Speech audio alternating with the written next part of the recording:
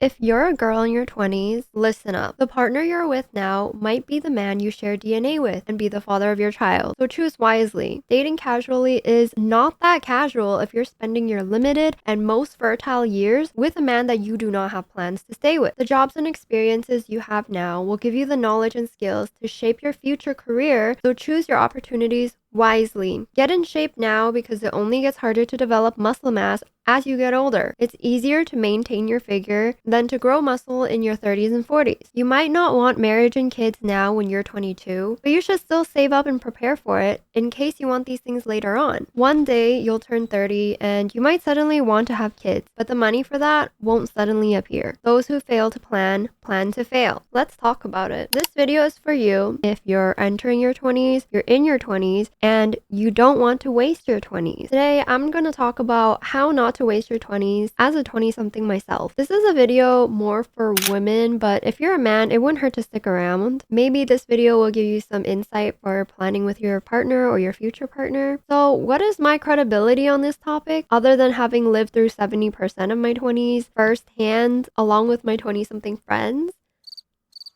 None.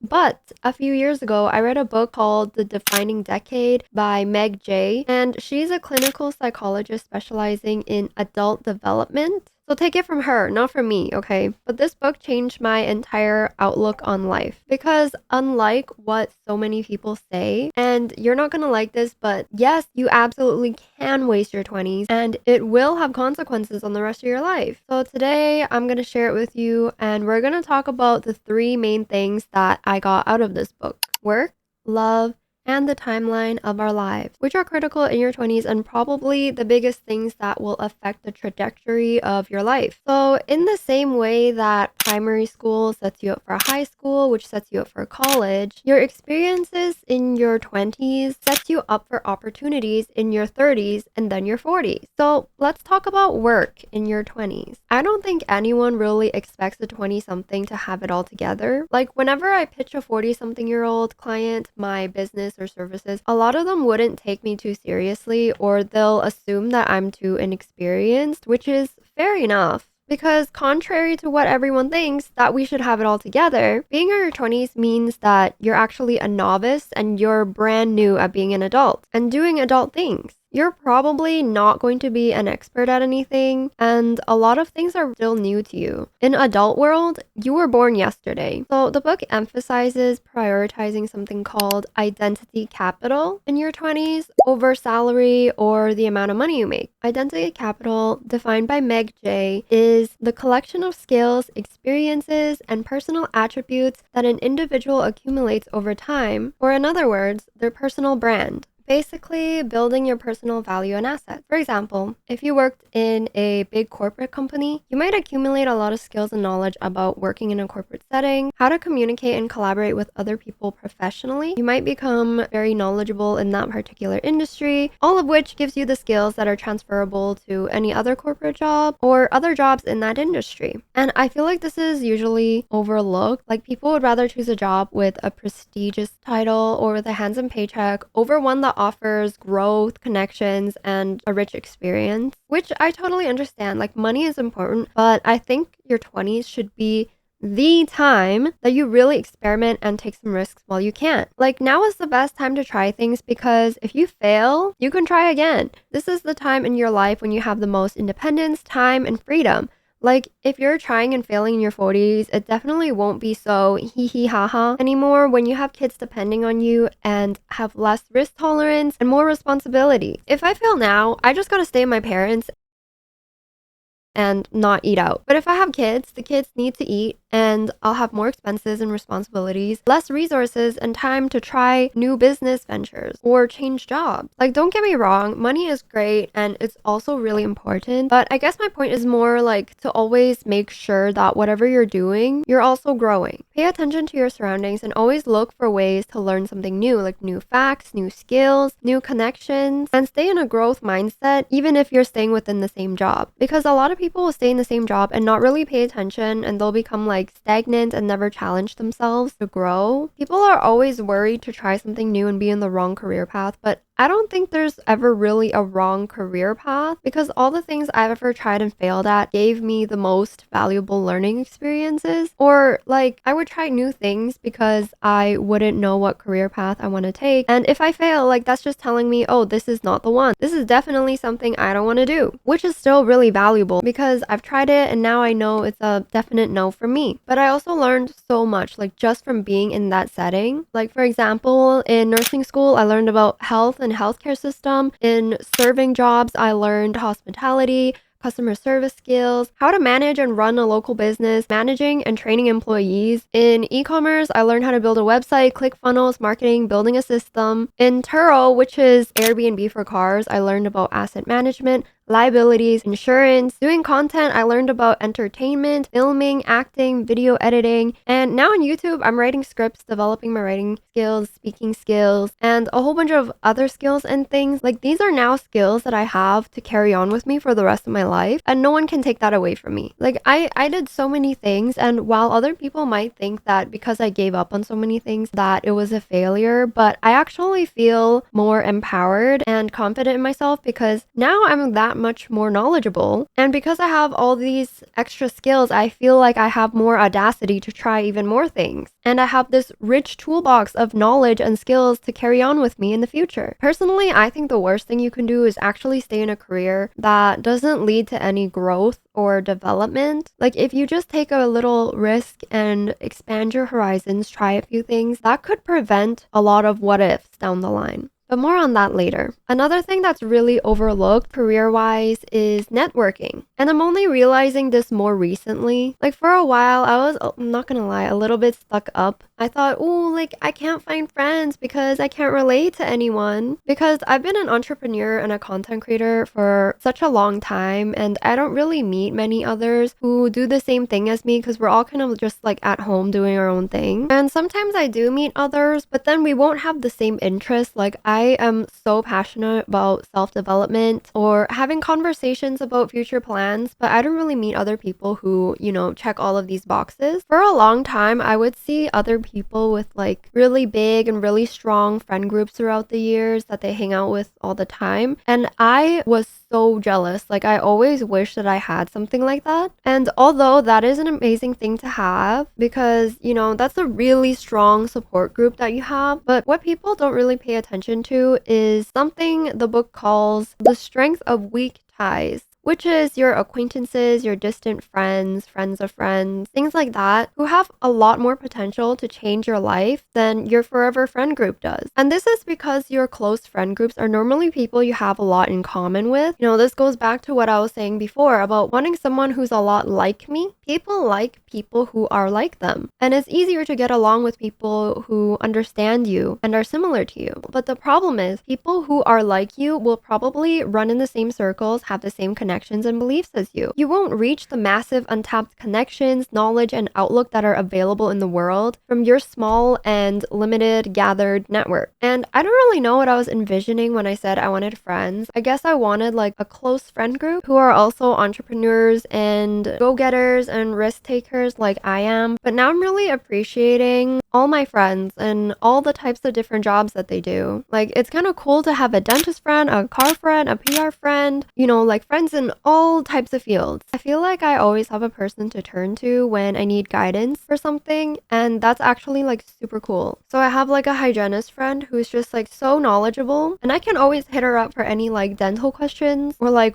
you know, when I have like bad breath or something, like she always has an answer. And she's married to an eye doctor, so if I have like eye questions and like vision questions, I can also ask her and I don't need to like figure it out the hard way myself or like go to a doctor myself. You know what I mean? And I feel like that's the point of it all. Like we aren't supposed to do it all ourselves, and that's just how it's done. Like you meet people and people help each other out, and that's kind of just the human experience, and that's like super cool. And all these people you become friends with are also further growing in their career and meeting more people, making more connections throughout the years. So it would be a great idea to start early and start networking and building connections with others in your 20s because it can really help you later on down the line. Like maybe your friend group doesn't have any connections to get you your dream job, but maybe your friend's cousin's uncle works at the exact company you want to get into, and he can put in a good word for you. Surprisingly, the world actually does work out that way, so it's just good to build on connections and also be receptive to helping others because people will remember that. Okay, now let's talk about love. I know some people are not gonna like this one, but the relationships or the lack of relationships that you have in your 20s will have an effect on the rest of your life. And this is not a knock at people who are in or prefer casual relationships, but just hear me out. If you date someone for a long period of time, this is time that you do not get back.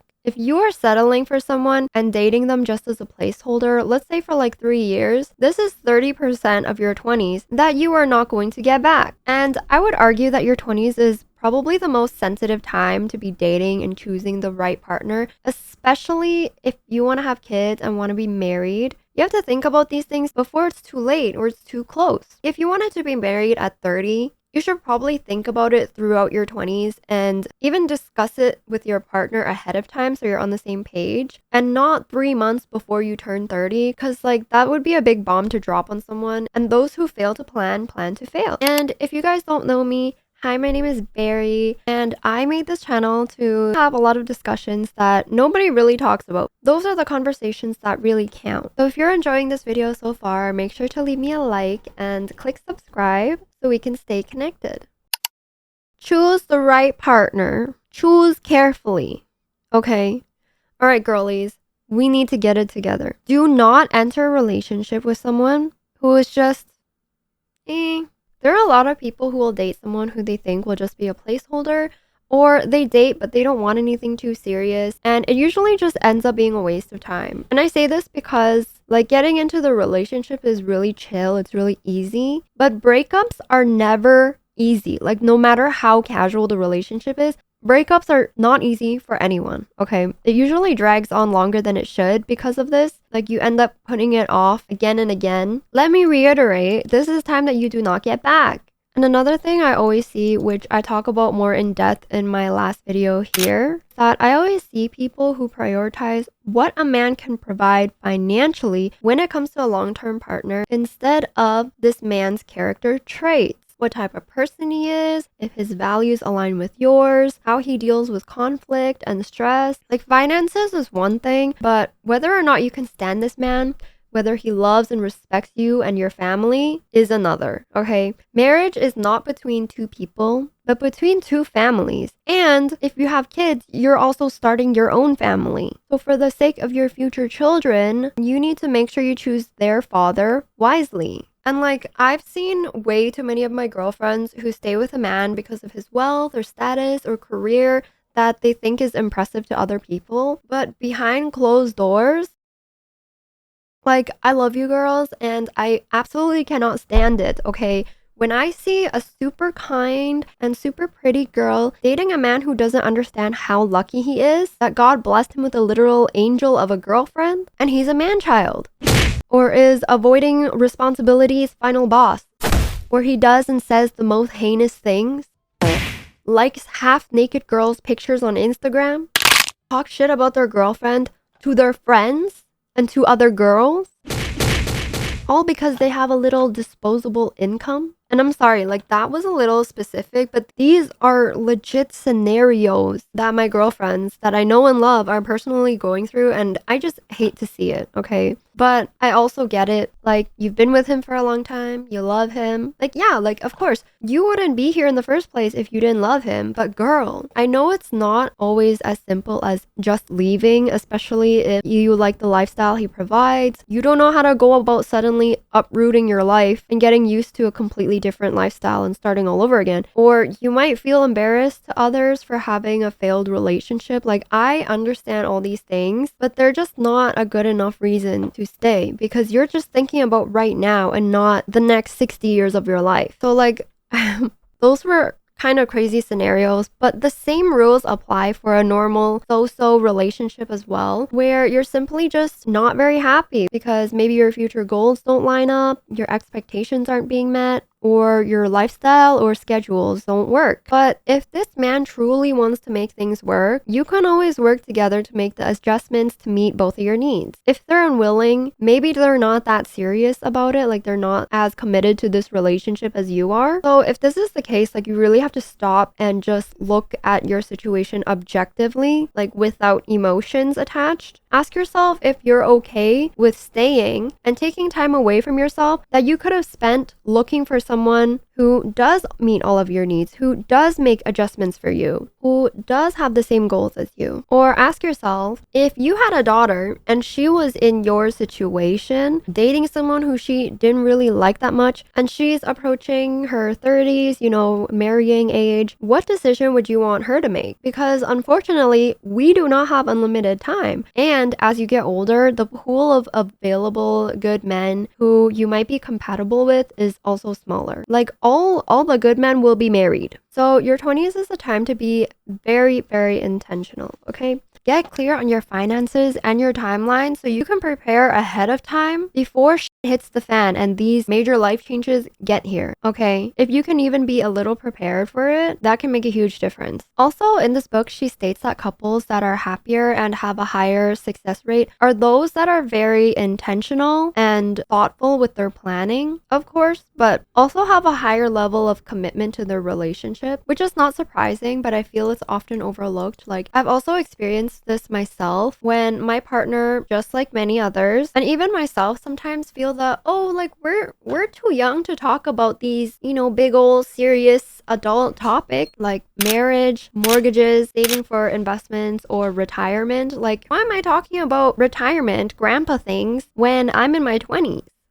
Which is understandable. No one really wants to talk about these things, and it just feels so adult and so far off into the future, like it's on another planet, but it's not. Life really just flashes by, and if you want it to happen at all, you need to plan for it in order for it to happen at all. Like, these are things that you want to be prepared for and not have any surprises. Like, if you want to have money in your old age, you should probably save for retirement. If you want this man to propose to you eventually, you need to first make sure that he's gonna propose in the first place. Or you need to opt out and find a man who will propose to you. If you want to have a baby, it would be nice to have some savings for when the time comes, rather than panic when it's now time to have the baby and you don't have any savings or anything planned out. A lot of people don't really think about marriage until they're 30 and suddenly they want to get married and they end up in a hurry and rush to marry whoever they're currently dating, whether or not this person was the best choice for them. Like, this is real life. It happens. Either they overlook some red flags because they want marriage now, or they haven't gotten to know this person well enough for the red flags to come out until it's too late. And even if you don't know if you want marriage or kid, that's okay. You don't have to make a decision now. All I'm saying is that you should definitely start thinking about it and maybe start saving up financially and preparing for it. Just in case you do want it, you still have those options. Like, I never wanted kids. I feel like until I turned like 26 and I'm like, oh, I don't know, maybe. I went from a solid no to a maybe. And that could happen to you too. So it's just good to like plan ahead so you have extra resources, you have,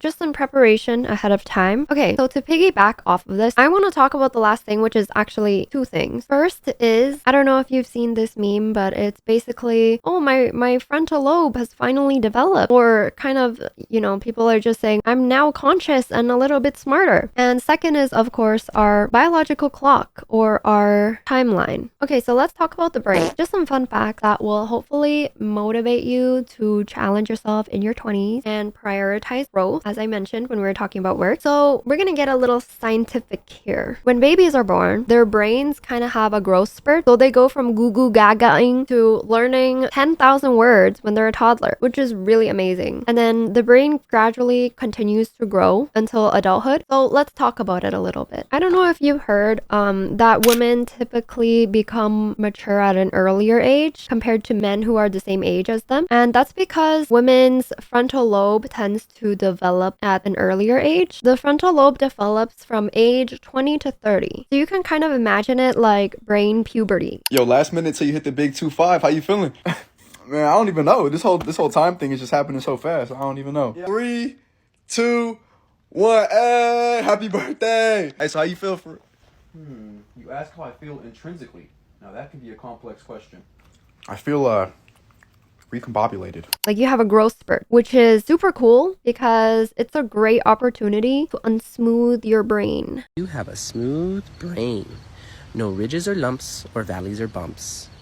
All ideas slide right off, like a water slide. Right? If we're having a growth spurt, you should take advantage of it and grow as much as you can. So there was a case study in the book where a man was in the head. He had a cranial injury in his frontal lobe only. So the bullet, I think, just went through frontal lobe, but not the other lobes of the brain. And he was able to function normally and even solve complex problems. So this man was like a rare Pokemon. Okay, he was a unicorn. People were like, oh my God, this is amazing. How did he survive? And, you know, completely functioning like a normal person. But over time, they realized that he wasn't completely okay because he struggled with socializing and making personal decisions long term. And this is because the frontal lobe is in charge of logic and judgment, as well as balancing rationality and reasoning versus impulse and risk. This is the area of the brain for self-reflection and making personal life changes. You know, having the ability to like audit your life and ask yourself, what's working out for me? What would be good for me? What would be detrimental to me? And it's also the area of your brain that understands probability and time, you know, like present versus future and future consequences. And if you think about it, it's kind of like as soon as you become an adult, your brain naturally has a growth spurt and like gives you an adult toolkit. Like this is everything you need as an adult. Like for example, you have one tool here, rationality versus impulse. Should I call it a night at 10 p.m. or stay out and party with friends, knowing that I have to go to work tomorrow with a hangover? And then you have the ability to self-reflect and correct your behavior. I got in a car accident because I was driving recklessly and not paying attention. Maybe I shouldn't do that again. Understanding consequences. If I buy this dress now, I won't have enough for my dental appointment. I only have one set of teeth, so I should take care of them. And the thing that stood out to me the most is that the frontal lobe is actually the part of your brain that is in charge of thinking in uncertainty. So you know how there's people in high school that got the best grades but later on didn't go on to do anything that remarkable? And then on the other hand, there's people who could never write even a proper paragraph in high school, but then they later on became like CEOs and like super successful. And this is because in high school, your brains aren't fully developed yet. You know, the rest of your brain can solve problems with concrete answers like black or white, right and wrong, which can help you get good grades because in school curriculum, you will have right and wrong answers. The problems and solutions are in absolute. So they're either black or they're either white. They're either right or they're either wrong, but there's no in between. But in adult world, there's no black or white. It's all shades of gray. Like two things can be true at once, or there might not be a right or wrong answer at all. For example, there's no right or wrong answer to whether or not you should get married and start a family, or when is the right time to do that, or what career you should choose. Like being an adult, you don't know what the outcomes are or what's coming ahead, but you still make decisions and move forward. Also, I don't know if any of you guys relate to this or experience this, but I used to be absolutely crazy.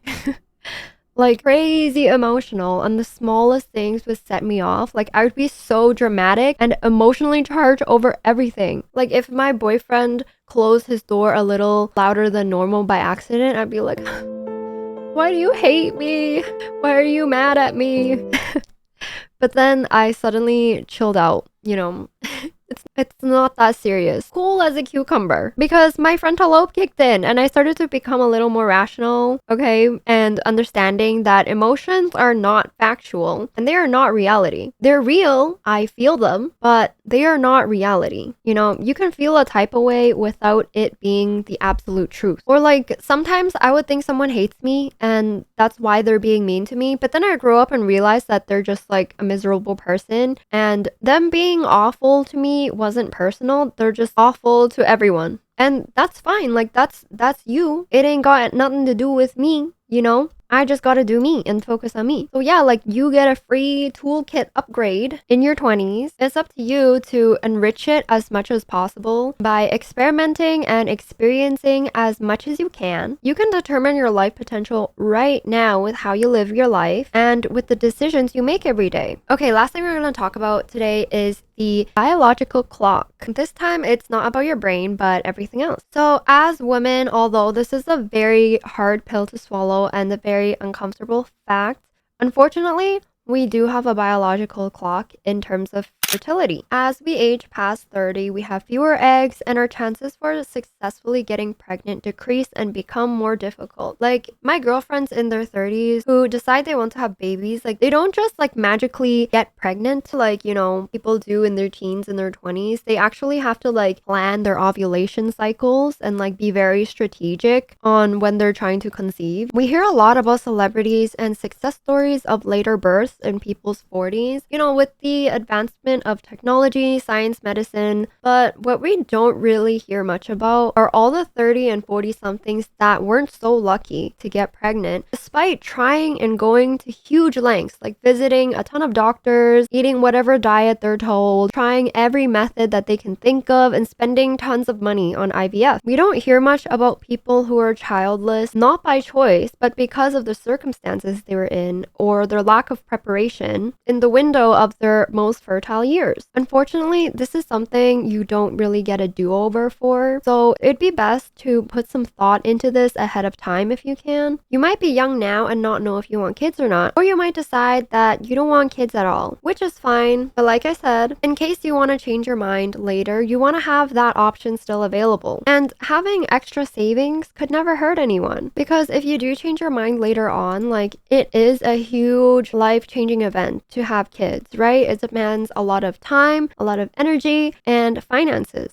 And if you can plan ahead of time, you're definitely going to bring the stress levels a lot further down than it would be without the planning. Okay, that's fertility. And now we're going to talk about how our habits in our 20s form the trajectory of your entire life. While we're on the topic of finances, the biggest leverage for your wealth is actually time. The earlier you can develop a healthy money mindset, invest, and plan your finances, the more days, weeks, and years you have to save and build on your wealth. Starting to be strategic with your money in your 20s will put you astronomically ahead of someone who starts in their 40s. Like, it's not so much about how much money you make, it's more about how early you start to plan. So yeah, right now you still have a lot of time, and I know you're always browsing the internet, Pookie, and information is free. So there's absolutely no excuse for you to not start learning about investing and financial planning. Like just saying, oh, I don't know anything about it is not an excuse. Okay, internet is free. Having this knowledge will make a difference of thousands or even hundreds of thousands down the line. I also wanted to mention health habits. It's hard when you're young and healthy to envision why cup noodles and not exercising is so detrimental when you're, you know, young, you're healthy, and your body's pretty much invincible. You can lose and gain weight quickly. You have higher energy levels, your joints and muscles feel fine, and your body feels light. But the habits you cultivate in your 20s, that's the baseline for your aging body, okay? This is as good as it gets. You don't really get healthier than this, because as you age, your body only deteriorates, okay? And in nursing school, you learn the most effective medicine for most diseases and conditions is actually prevention, prolonging the onset or not having a disease or condition in the first place. And this is also the cheapest solution, okay? Years of exercising and eating healthy so that you don't have to suffer with health conditions and you don't have jump scare medical bills down the line that could have been prevented. And I know you bedrotting girlies like me don't want to hear that, but come on, girl. Get your workout in today. So we have a longer lifespan to bedrot a little bit longer. Like, I know it's hard AF to do this every day. Like, every time it's time for my workout, I'm like, what the helly? But if you don't do it and you don't get into the habit of working out regularly now, imagine how much harder it'll be to try and start picking up these new habits in your 40s when you already have less energy. Every habit we have now compounds over the years ahead, and it ends up like adding up to something huge, like a huge difference. So I urge you guys to really audit your life and try to cultivate more positive output habits and correct as many negative ones as you can now. I think us 20 somethings tend to fall into this trap of thinking that our 20s should be grand. It should be an amazing story, like the climax of the story, where the main character is doing a bunch of awesome side quests, living it up, and just enjoying your best years. Going on lavish vacations, driving nice cars, letting loose and partying every weekend. We fall into the trap of living and doing things, like what other people are doing or what other people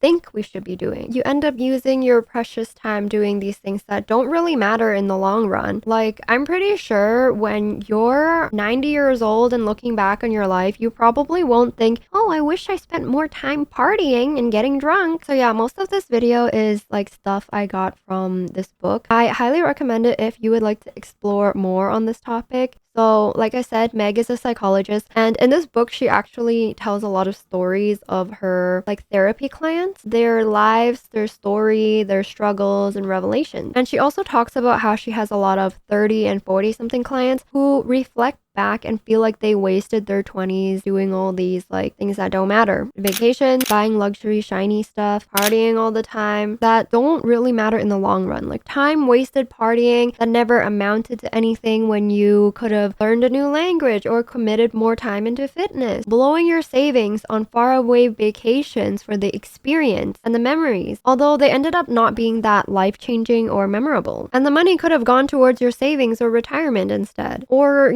just having peace of mind and having an emergency fund. And then they live their 40s, 50s, 60s with the consequences of how they spent their 20s. I don't want to say your 20s define your fate, but it really could. Like, this is the time to lock in and get serious about life. Even if your friends or your partner or people around you don't really want to get serious about life, this is your life, okay? If they're not getting serious, that's their life. You need to lock in. And to be honest, there's only one thing I fear more than death, and not to get all like scary and dark on you. But the one thing I fear more than death is regret. Death is certain. It's guaranteed. But what isn't guaranteed is living your life to your fullest potential. That's up to you. And with all the choices you make throughout the years, I want to look back on my life and be proud and be like, hell yeah. Rather than looking back and going like, oh, like what if I tried this? And what if I didn't work this job for 40 years and I tried different things? Like what if I could have been a YouTuber?